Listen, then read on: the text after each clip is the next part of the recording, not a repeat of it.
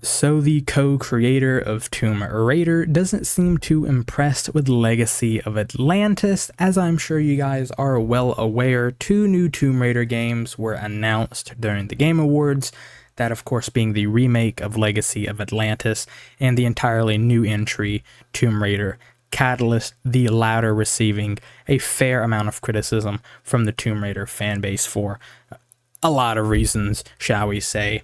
But if this is the Daily Pleb, make sure to like and subscribe for more content. But getting into the actual article here, Paul Douglas, the co-creator of the original Tomb Raider, has shared his thoughts on the recently revealed Legacy of Atlantis, and he doesn't seem too impressed with it.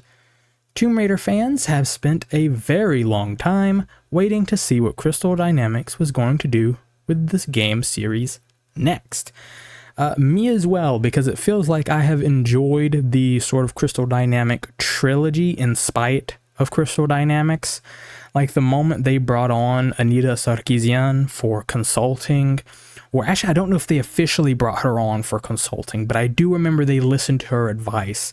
So when Crystal Dynamics first made their Tomb Raider game, Anita Sarkeesian and I believe Ashley Judd as well kind of came out and complained about it because this is the height of, the feminist frequency and whatnot.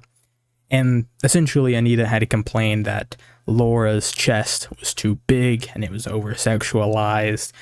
And Crystal Dynamics essentially said, "You're right. How could we have done this?" And then they changed the size of her breast in their next game, in which, of course, Anita, who is never satisfied and thrives on negativity in order to make her bag, complained again, saying that they made her chest too small, and they only did it to make her more mannish, because clearly they don't believe a woman can do what Laura does, and it was just some kind of weird cope. Side note on this is the fact that Anita Sarkeesian was also a consultant for the new Dishonored game, Dishonored 2, which is a great game, but who knows how good it would have been if she hadn't been on the team. I always kind of wonder that. But, of course, this isn't about Dishonored. Got a little sidetracked. Let's get back to it here. Not only did we get to see what Tomb Raider Catalyst... I was thinking about Anita and I completely derailed myself. Not only did we get to see that with Tomb Raider Catalyst announcement at the Game Awards, but we also learned that a new remake of the first game, Legacy of Atlantis, is coming next year. And I hope when they remake it, they don't remove things like they did with the remasters done by Asper. I hope they don't remove things and censor things for, no apparent reason, but we shall see. As great as it is to see one of Laura's most iconic adventures get a fresh coat of paint and bring the series back to the forefront, it's not exactly a fresh idea. The Tomb Raider has been revisited many times now, looking at You Anniversary, which is something that the series co-creator Paul Douglas has pointed out.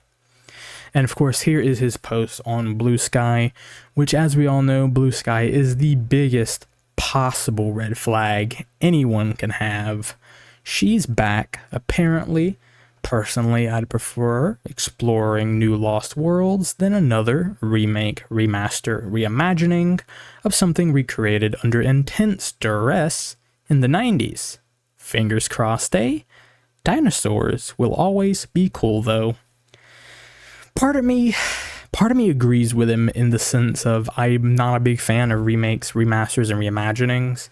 And it's mostly because they tend to be lazy cash grabs. I mean, we just saw the new Deus Ex remaster get canned because it was precisely that. A lot of fans found it to be a cash grab and found it to be garbage, so they had to scrap it. And of course, my own personal experience was the Rockstar Definitive series, where they just butchered my boy GTA San Andreas. It was absolutely terrible. And then again, more was inflicted upon me when they had the Star Wars Classic Collection, Battlefront 1 and 2, which I think is also done by Asper. I could be wrong though, but I don't think I am, which essentially just boiled down to just being an AI upscale. and like stolen community content where they didn't even credit the modders. So, how much betrayal can the gaming community really take? I don't know. But when you're creatively bankrupt, sometimes it is easier to make a remake of a game, recoup some of the losses that you have had with prior games, and also not only recoup losses, but also regain goodwill. Because the fact of the matter is, if Tomb Raider Legacy of Atlantis comes out and it's a good game, it's a faithful remake, it is polished, and people are enjoying it, then we may see, fans start to come back and be a bit more trusting of the franchise, and be more interested in maybe parting with their money with other titles.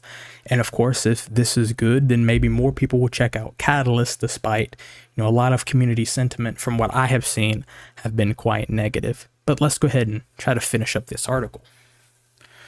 Over on Twitter, Core Design _com pointed out that Tomb Raider co-creator Paul Douglas took to Blue Sky to share his thoughts on Legacy of Atlantis. In a post, Douglas shared a drawing of a dinosaur and said she's back, apparently.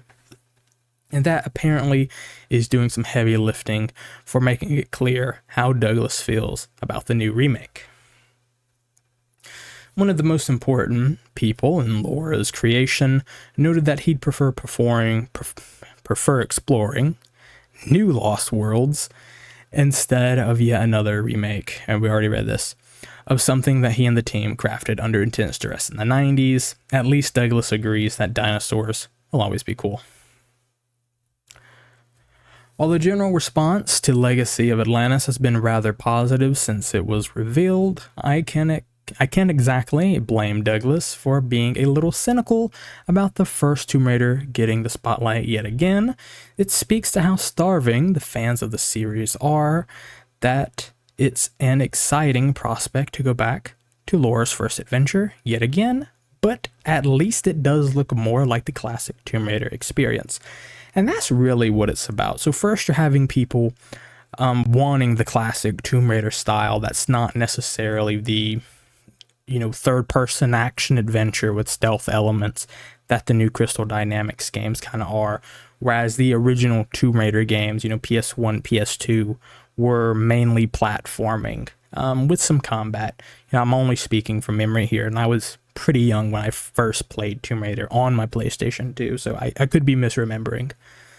So there is that as well, and there's also people just happy to see Laura, I'm just going to be honest with you guys, actually look like a woman, with actual assets. I know people were saying that the breasts aren't as big as they would like. Me personally, I am going to take a small win when I get it, but I'm of course not going to walk into this game thinking it's going to be the most perfect recreation of, a masterpiece essentially, but I am going to take a small win. But you should always continue to fight back until we get the games that we actually want. So I'm not, making a dig at people who are rightfully critiquing it.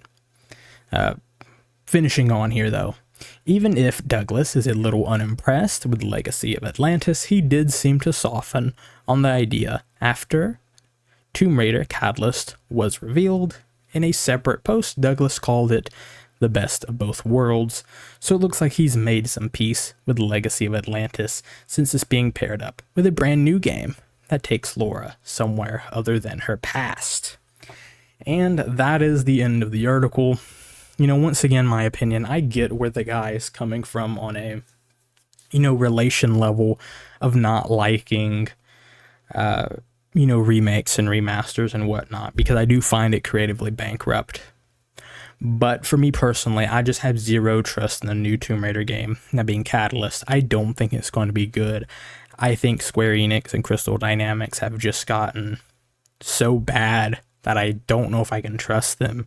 I mean, you had the Asper remakes, or remasters, I should say, come in, and then they had the trigger warning, and then they censored outfits, and they removed things, and it really just, I don't know, it just really brought me down on what to expect from the Tomb Raider franchise.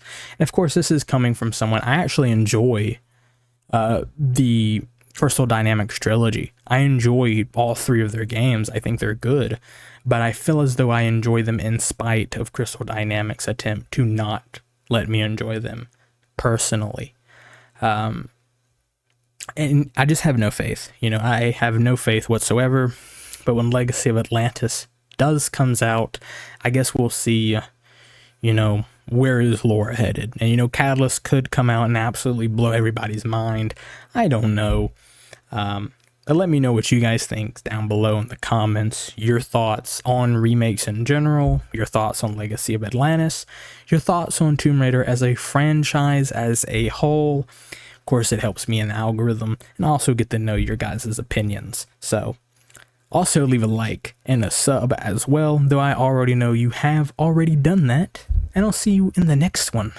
Bye-bye now.